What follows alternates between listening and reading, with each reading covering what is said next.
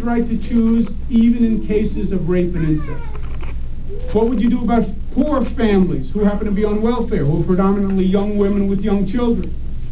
They would send them to work camps on retrofitted state prisons to learn hygiene.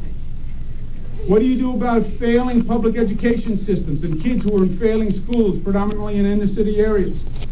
They would take the child out of the school, take the child out of the home, send them to state-sponsored boarding schools to be conditioned.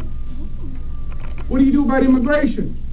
Have a public referendum on racial profiling to allow racial profiling, so the police legally could racially profile people on the street. How would you like to live in that state? If there's a law that allows the police to stop a person because they look like an immigrant, I'm the first person they stop.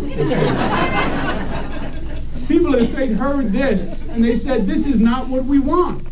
I don't care, by the way, if you're a Democrat, Republican, Independent, what you call yourself.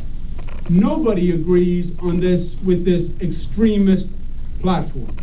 So the more the campaign has gone on, the better I feel about it. And I'll tell you what the other side did, which is going to be roundly rejected on Election Day, and I'm going to be proud to see it. The other side thought that they could divide us. The other side thought, there's a certain anger, there's an anxiety, and people are anxious and they're nervous between the economy. They're disgusted with Albany. And the other side made a political calculation that said, we're going to divide people in the state. And they were going to win politically by dividing. That's what this is really all about. Separate New Yorkers on the issue of immigration. Separate New Yorkers on the economic issue of welfare. Separate inner city people from non-urban people. Separate upstate from downstate.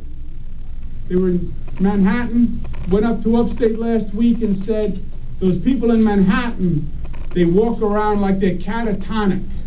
I'm glad I'm back in upstate, they said. They thought they were going to separate us.